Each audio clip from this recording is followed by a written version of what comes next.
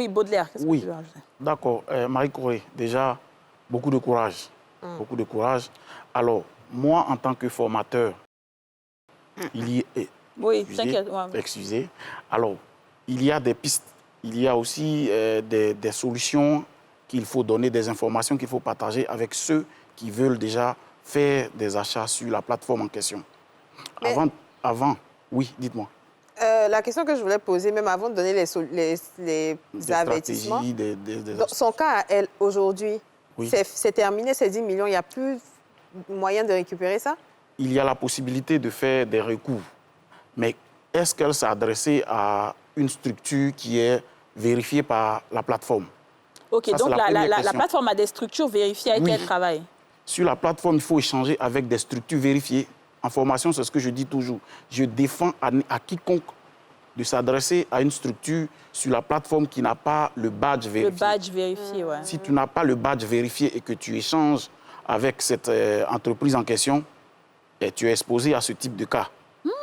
Parce qu'il y a n'importe qui peut créer, comment on dit, un compte sur la plateforme et se faire passer pour un vendeur. Et même aller prendre chez des gens pour venir te livrer au fur et à mesure pour te mettre en confiance. Une fois que la confiance est établie et que tu envoies une grosse somme, c'est là qu'ils interviennent et qu'ils font leur magouille. Donc, je défends toujours, lors de mes formations, je dis toujours aux gens de ne jamais échanger avec des gens qui n'ont pas le badge vérifié. Est-ce que toi, tu as vérifié s'ils avaient un badge? Non. Je n'ai pas vraiment vérifié. Là, actuellement, je ne sais plus s'ils avaient un badge ou non. Moi, je sais que je vois des articles, ça me plaît, je rentre dans ton inbox. Mon frère, tu as les photos. C'est ce que moi, bon, dans ma tête, c'est ça. Je comprends. Vérifier ou pas, non. Non, très bien. Voilà. Donc, on va quand même rester avec Baudelaire, parce que je sais que tu fais des formations et aujourd'hui, on va quand même bénéficier un tout petit peu de tes formations que tu fais pour que tous ceux qui nous regardent et qui n'auront pas forcément accès à toi puissent au moins avoir les b.a.-ba pour ne pas se faire arnaquer comme Marie-Corée. D'accord, Kadi. Alors, comme je disais, l'une des premières choses à faire, c'est de vérifier sur la plateforme, ou bien, sur la plateforme, si l'entreprise en question a le badge vérifié. Okay. Ça, c'est l'une des premières choses. Après, il faut aller plus loin. Il faut vérifier si elle est bien notée. Parce que ceux qui notent le vendeur, ce sont les acheteurs à travers le monde. C'est ça. Donc, il faut voir les étoiles, il faut voir les avis juste en dessous de la boutique. Du site, c'est écrit avis sur la boutique. C'est écrit satisfait ou médiocre. Le gars, il peut avoir le badge et puis c'est écrit médiocre. Ça veut dire que ces articles qu'il vend ne sont pas de bonne qualité, ou le service qu'il donne n'est pas de bonne qualité, ou le délai même de livraison, il ne respecte pas. Donc, ceux qui ont déjà acheté avec cette personne-là l'ont noté déjà. Donc, tu te sers de toutes ces informations avant même d'entamer une conversation avec quiconque sur la plateforme. D'accord. Voilà. Voici déjà une des bases. Ce sont les bases, les b.a.-ba. C'est ce que tu enseignes généralement dans tes formations. Généralement. OK, très bien. Fiction. Je voulais partir dans son sens. Ouais. Voilà. Sur Alibaba, sur la plateforme, il y a deux types de vendeurs. Il y a les particuliers et puis il y a les manufactureurs. Oui, les fabricants. Les fabricants. C'est ça. Donc, lorsque vous rendez sur la plateforme, vous avez plusieurs informations sur le fabricant. Il y a des certificats qui apparaissent. C'est ça. Effectivement. Vous pouvez voir depuis combien d'années le fabricant est sur la plateforme. C'est ça. Donc, un fabricant qui a 15 ans d'expérience sur la est plus privilégié qu'un fabricant qui a 7 ans, par exemple. Il y a le délai de réponse. Effectivement. Tout ça, ce sont des facteurs. Il y a le délai de réponse. Et puis, comme il a dit, il y a les commentaires, surtout les commentaires. Parce que les commentaires, c'est comme une plénière. Quand quelqu'un n'est pas satisfait d'un produit, il va se plaindre. J'ai reçu un sac, mais les finitions, ce n'est pas ça. C'est mal cousu. Parce que ce que vous voyez souvent sur les images, ce n'est pas ce que vous recevez. Donc, une fois que vous rentrez dans les commentaires, que vous voyez une étoile quelque part, ça doit vous interpeller. Vous commencez à voir, puisque chaque réponse, là, il y a les drapeaux qui apparaissent des pays, des différents pays qui apparaissent dans les commentaires. Donc, vous essayez de voir, est-ce qu'il n'y a pas des drapeaux africains? Puisqu'il y a des pays qui sont plus exigeants. Par exemple, quelqu'un qui est aux États-Unis qui commande un sac, nous, on peut accepter le sac, mais aux États-Unis, il va trouver que les finitions ne sont pas bien faites. Donc, vous essayez de voir s'il y a des Africains qui ont déjà commandé. Par exemple, des Sénégalais, tout et tout. Donc, vous voyez dans les commentaires surtout. Dès que vous voyez un petit commentaire une étoile ou bad product, automatiquement, vous changez les trends. Concernant les notes et les commentaires, moi, j'ai un petit souci. J'ai regardé un documentaire sur une chaîne internationale il y a quelques mois où, justement, les vendeurs chinois payaient des gens pour noter leurs produits. Donc, des produits... Tiens, je t'offre mon téléphone. Merci. C'est ce que je voulais dire même qu'elle a là même. Des produits qui ne sont pas de bonne qualité. Oui. Ils sont assis devant leurs ordinateurs et puis ils notent, ils font des bons commentaires et tout. Donc, comment tu peux outrepasser ça? Oui, vas-y, fiction. Objection. Pour pouvoir faire un bon commentaire, il faut acheter un produit. Comme je disais, il y a des drapeaux qui apparaissent. S'il a acheté depuis la Chine, c'est un drapeau chinois qui va sortir. Non, c'est même pas des Chinois qui notent. Hein. C'est quoi, des Ivoiriens? Non, mais parce que ce que je veux dire même pour compléter, c'est que puisque moi, je suis beaucoup en ligne, et je veux dire, cette plateforme-là, je les connais, je travaille, et même il y a des choses que moi, je fais pour contourner, c'est que les produits qu'ils envoient en Afrique, c'est pas ce qu'ils envoient dans certains pays. Donc moi, par exemple, mon compte qui est dessus, là, je fais comme si je suis aux États-Unis. Donc, les produits qu'ils m'envoient sont de la qualité des États-Unis. Ils ne vont pas m'envoyer produits des qualités africaines. Et comme je parle très bien l'anglais, donc quand je parle au téléphone, ils pensent que c'est Joe Biden qui est en train de leur parler. Donc, oui, je vous assure. Donc, ça fait que les produits qu'ils m'envoient, c'est la qualité irréprochable. Tu vois. Donc, je lui dis, moi, je contourne. Pas ici d'ailleurs depuis longtemps. Mais il y a des applications, comme je ne vais pas citer ici, de grosses applications, qui ont un service en ligne où on te fait gagner de l'argent pour noter des produits. Ça, il faut que vous le sachiez. Ouais. Ça fait que les gens, même aujourd'hui, si tu as besoin d'argent, tu peux aller là-bas pour noter produits et puis on te paye. Donc ceux-là, s'ils sont payés pour noter un produit, ils vont mettre 10 seulement. 10, 15. Et puis tu gagnes de l'argent, en fait. Tu vois? Donc ça, là, je ne sais pas trop. Maintenant, la deuxième option, c'est quoi? C'est que vous ayez un coursier en Chine. Ça, c'est mieux. Quelqu'un qui veut faire un achat de plus d'1 million, moi, je vais lui dire de travailler avec quelqu'un en Chine. Ouais, quelqu'un qui connaît. Voilà, sinon 500 000, je ne sais pas trop grave, mais 10 millions, forcément, je vais te dire, je vais te donner le contact de quelqu'un, d'un étudiant qui va te faire les courses, visites guidées avec son téléphone, appel vidéo, puis il rentre dans l'usine même. OK, ça c'est bon. Il filme l'endroit. Sac à main que tu voulais acheter, le voici ici. Voici les finitions. Voici ce que tu vas recevoir. Est-ce que tu es d'accord? Tu dis oui, on emballe devant lui. Direction transitaire. Ah oui, ça c'est... ça je suis d'accord. Voilà. Même en Turquie, c'est comme ça marche. Les achats en Turquie. En Turquie, oui. En Turquie, il n'y a pas de plateforme en tant que tel pour commander.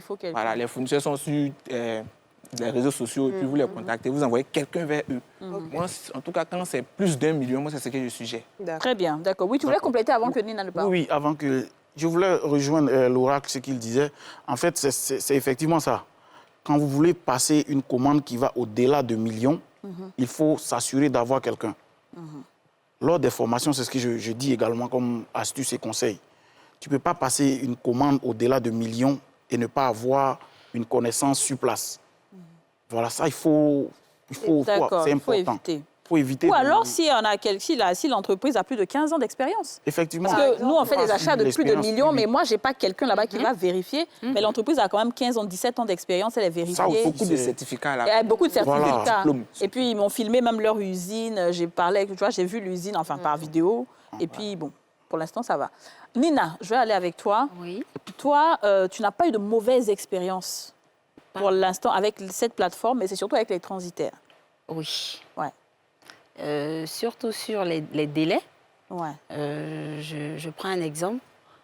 Il y a les fêtes de Noël qui arrivent, passer une commande, et le transitaire, vous vous rendez compte que vous avez passé la commande, même ça fait 3 mois, par exemple, et jusqu'à ce que les fêtes passent, la commande n'est pas encore arrivée. Alors que c'est pour les fêtes que tu as passé la commande. Alors que c'est pour les fêtes, voyez. Donc, je pense j'ai vécu ça 2 fois à 2 reprises. Le problème avec les transitaires, c'est-à-dire qu'ils n'expliquent pas.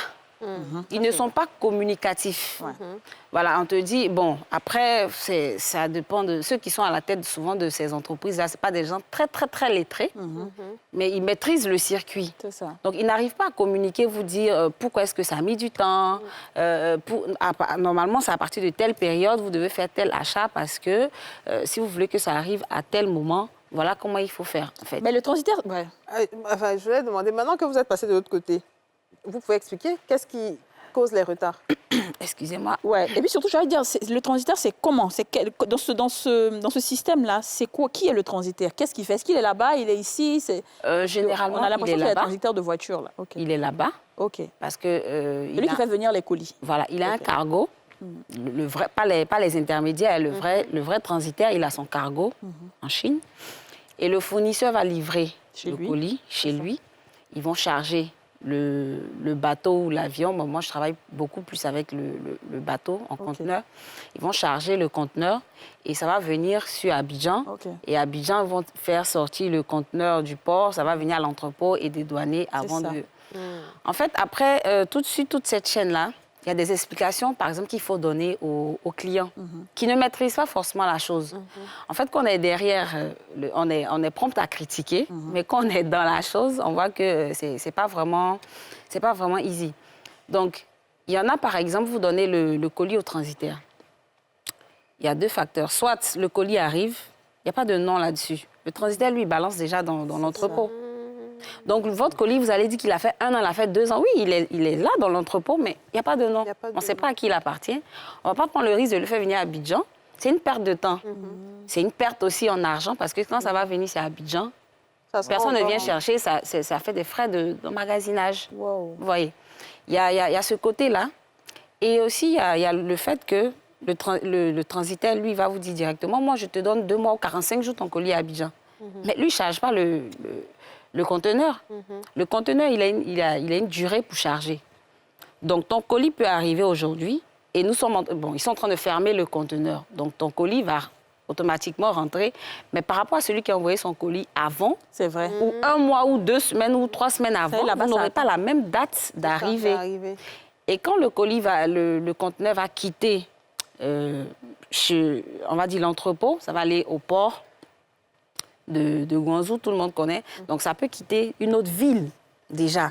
Tout le monde connaît Guangzhou, donc on s'est dit, c'est là. Mais ça peut quitter une autre ville qui est vraiment à des milliers de kilomètres. Et donc, ça va venir à Abidjan. C'est long, hein. C'est très long. Ouais, vas-y. Vous avez la possibilité, nous, on a la possibilité, par exemple, de vérifier, en fonction du transporteur qui a le conteneur, de vérifier à quelle date ça sera au port d'Abidjan. Mais ça ne vous dit pas encore à quelle date ça va sortir du port. Oui. Parce qu'une chose est d'arriver au port et une autre chose est de pouvoir décharger déjà le bateau. Parce que ça peut arriver, aujourd'hui, on va vous dire, le bateau arrive le 25. Ça arrive le 25, effectivement, au port. Mais il faut décharger du bateau sur le quai. Mais les gens ne sont pas là pour faire ça. Bon, après, je ne vais pas dire des choses, mais on est à Abidjan. En fait. Donc, ça peut prendre du temps. Et quand on va décharger du quai jusqu'à ce qu'on puisse contrôler les différents conteneurs et qu'on donne le OK pour que le conteneur sorte du port pour arriver à l'entrepôt, ça, c'est encore des jours. Donc, ce n'est pas des choses qui se font de façon automatique. Mais donc, raisonnablement, quel est le délai que vous donnez à vos clients? Bon, moi, personnellement, voilà, pour les autres, je ne veux pas forcément qu'ils fassent pareil que moi. Moi, je préfère dire aux clients, votre commande, ça va faire 2 mois, 60 jours. 45 jours, c'est ce qui est correct. Mais il y a les... Quand je dis 45 jours, plus ou moins 2 semaines. Tout ça, moi, je préfère vous dire 2 mois, 60 jours. Donc, elle attend. Parce que voilà, au moins, je sais que dans ce délai-là, si c'est sorti tôt, le client il est content. Elle m'a dit 60 jours, mais c'est sorti avant. OK. Mais, ou encore, elle m'a dit 60 jours, ça fait les 60 jours, ça fait les 65 jours. Mais j'explique, en fait. Il faut pouvoir communiquer avec le client. C'est ça. Expliquer au client, la commande, elle est déjà arrivée. C'est là, on sait. Mais il faut décharger. Il faut des déchargeurs. Ouais. Souvent, il y a eu des périodes où les dockers ont eu la grève. Vous avez les colis des gens. Mais quand ça vient comme ça, généralement, puisque vous êtes ici et que vous commandez, est-ce que vous êtes toujours satisfait des colis qui arrivent? En tout cas, par la grâce de Dieu, moi, je n'ai pas encore eu de... Toi, tu n'as pas encore eu de bobo à ce niveau. Parce que je suis vraiment exigeante. Par exemple, quand c'est moi-même qui fais l'achat, par exemple, je vais demander une vidéo. Mais moi, je demande une vidéo sans filtre, parce qu'ils ont beaucoup de vidéos avec des filtres. Je vais demander une vidéo sans filtre. Je vais demander beaucoup de choses, en fait, aux fournisseurs. Souvent, ils se fâchent un peu, mais le fournisseur, par derrière, sait que vous êtes quelqu'un qui maîtrisait la chose. Voilà. Donc, il y a certaines questions qu'on vous posez. Il sait que... Tu connais ton travail.